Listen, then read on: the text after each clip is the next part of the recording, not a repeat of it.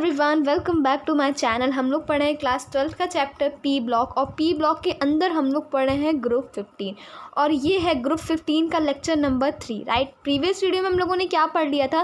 Previous video में हमने सबकी इलेक्ट्रॉनिक कॉन्फ़िगरेशन लिखनी सीख ली थी और आप लोगों से कहा गया था कि इन इलेक्ट्रॉनिक कॉन्फ़िगरेशन को एक पेज में लिख लीजिए, क्योंकि जब हम लोग अब आने वाला वीडियो जो होगा और जो ये वाला वीडियो है इसमें हम लोग ट्रेंड्स के बारे में पढ़ेंगे। ट्रेंड इन द सेंस कि कोवेलेंट रेडियस जो है वो कैसे इंक्रीज़ होती है, आयनिक रेडियस का आपका क्या ट्रेंड है जब हम लोग ग्रुप में जाते हैं। ओके, तो हम लोग ट्रेंड्स के बारे में डिस्कशन कर रहे हैं। तो आप बार बार कब तक लिखोगे कि मैंने आपसे कहा कि बिस्मिथ में 4f14 भरी होती है आपकी ऑर्बिटल, तो आप बिस्मिथ का पूरा लिख के तो देख नहीं सकते, इसलिए आप इसको एक अलग से पेज में लिख लो। जैसे ही हम लोग बोले तो हम लोग देख सकेंगे। ओके, तो आप लोग भी ऐसे ही करिए, एक अलग से पेज में लिख के रख लीजिए।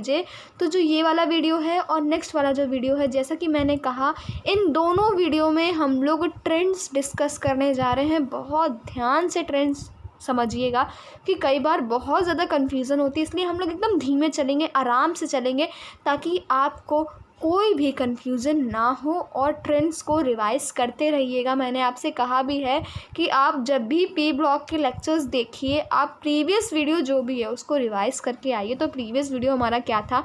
इलेक्ट्रॉनिक कॉन्फ़िगरेशन थी। सबकी एक बार इलेक्ट्रॉनिक कॉन्फ़िगरेशन आप रिवाइज कर लीजिए।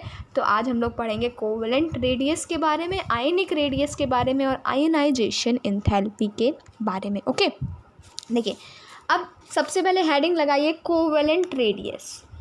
कोवेलेंट रेडियस, देखिए अब हम लोग ट्रेंड जान रहे हैं कि जब आप क्या करो, नाइट्रोजन टू बिस्मिथ जाओगे तो आपकी जो कोवेलेंट रेडियस है वो कैसी होगी। तो देखिए क्या लिखा है, as we move down the group the covalent radius increases. क्या कह रहे हैं आपसे कि जब आप नाइट्रोजन से बिस्मिथ में जाओगे तो कोवेलेंट रेडियस आपकी क्या हो रही है? इंक्रीज़ हो रही है। कोई भी इसमें एक्सेप्शन नहीं है। डायरेक्टली क्या बोल दिया आपसे कि आपकी जो कोवेलेंट रेडियस है, जब आप कहाँ से कहाँ तक जाओगे, नाइट्रोजन टू बिस्मिथ जाओगे, आपकी ये जो कोवेलेंट रेडियस है ये क्या होगी? ये आपकी क्या होगी? इंक्रीज़ होगी। देखिए हम लोग यहाँ डेटा भी लेके आए हैं, लेकिन डेटा आपको याद करने की ज़रूरत नहीं है। डेटा सिर्फ इसलिए है ताकि आपको एक इमेज मिल जाए, एक डेटा मिल जाए कि हाँ भाई इस तरह से आपकी कोवेलेंट रेडियस जो है वो इंक्रीज़ करे। देखिए ध्यान दीजिएगा, जो आपकी नाइट्रोजन की आपकी कोवेलेंट रेडियस है वो होती है 70 पिकोमीटर, राइट। फॉस्फोरस की होती है 110 पिकोमीटर, राइट। फिर आपकी आर्सेनिक की होती है 121 पिकोमीटर, राइट।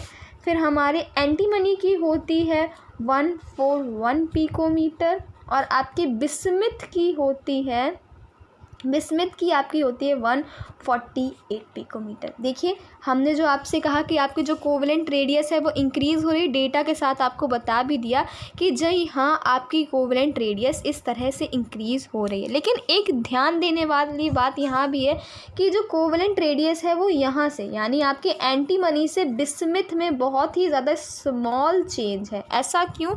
ऐसा इसलिए क्योंकि यहाँ बिस्मिथ में आपकी 4 मतलब एफ जो ऑर्बिटल है वो क्या होती है?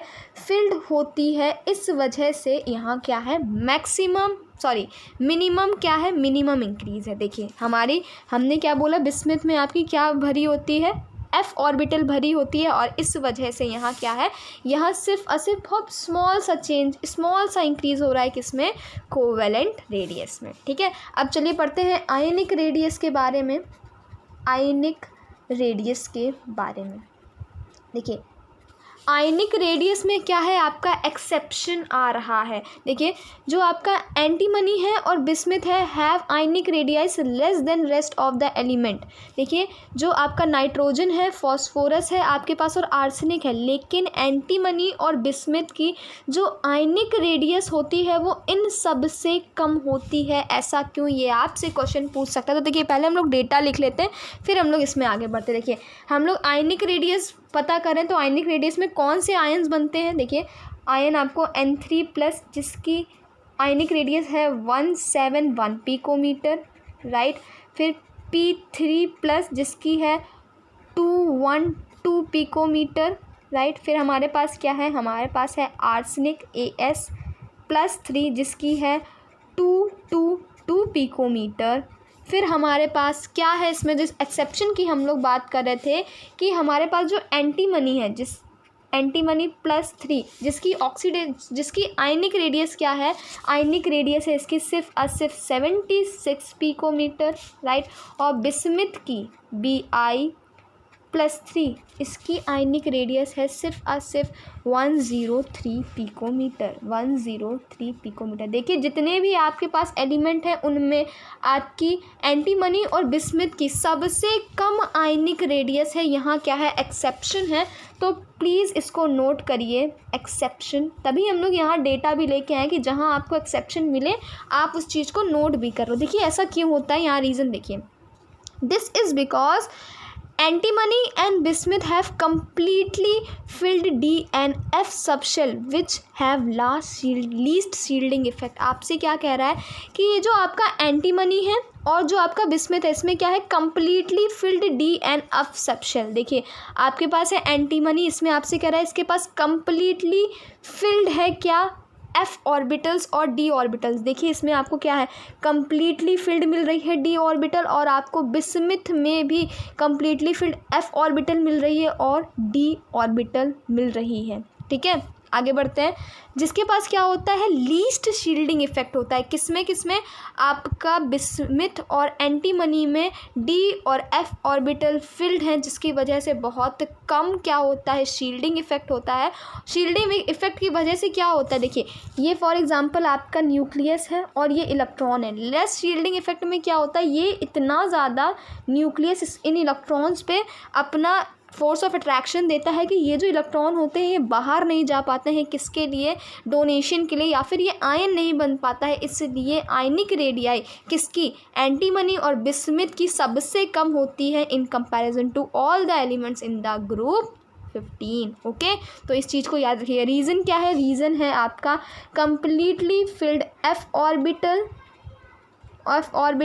And completely filled F orbital and D orbital in antimony and bismuth. Okay, फिर अब हम लोग किसकी बात करने जा रहे हैं, मोस्ट इम्पॉर्टेंट टॉपिक जिसका नाम है आयनाइजेशन एंथैल्पी। इसमें भी आपका एक्सेप्शन है, तो ध्यान समझिएगा, हेडिंग लगाइए आयनाइजेशन एंथैल्पी।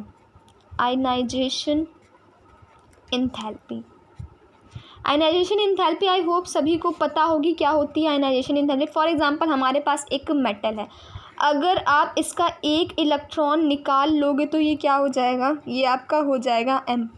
इसे हम लोग कहते हैं ΔH1। ये है आपकी, इसी को जो एनर्जी लगे एक इलेक्ट्रॉन रिमूव करने में, यही होती है क्या, आपकी आयनाइजेशन एंथैल्पी। की मेटल से जब आप इलेक्ट्रॉन निकालते हो जो एनर्जी यूज़ होती है उसी को हम लोग क्या कहते हैं, उसी को हम लोग कहते हैं आयनाइजेशन एंथैल्पी। अगर आप एक इलेक्ट्रॉन निकाल लोगे तो क्या होगा, फर्स्ट आयनाइजेशन एंथैल्पी।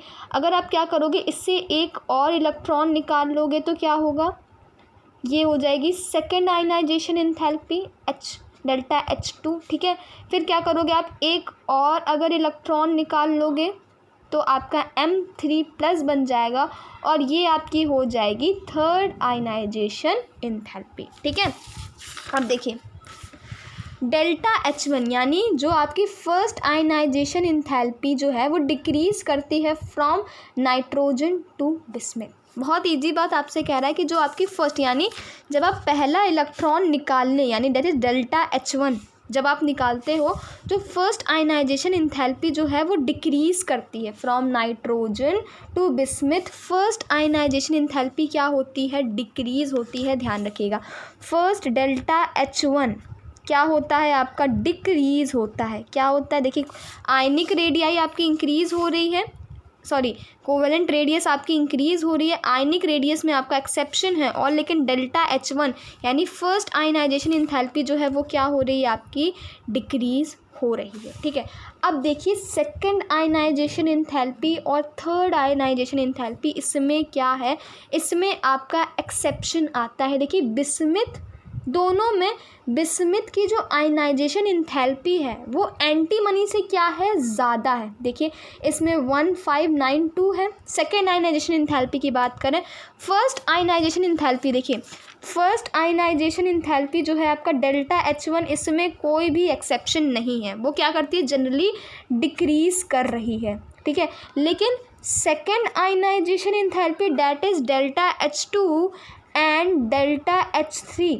यानी सेकेंड आयनाइजेशन इंथैल्पी और थर्ड आयनाइजेशन इंथैल्पी में आपका क्या आ जाता है, आपका आ जाता है एक्सेप्शन। और ये एक्सेप्शन क्या है कि जो बिस्मिथ है उसके पास आपकी जो सेकेंड आयनाइजेशन इंथैल्पी है वो एंटीमनी से क्या होती है, ज़्यादा होती है। 612 ये है इसकी सेकेंड आयनाइजेशन इंथैल्पी। और आपकी अगर हम लोग एंटीमनी की बात करें तो एंटीमनी के पास होती है 1592। बिस्मिथ के पास क्या है, सेकेंड आयनाइजेशन इंथैल्पी एंटीमनी से क्या होती है, ज़्यादा होती है, ठीक है।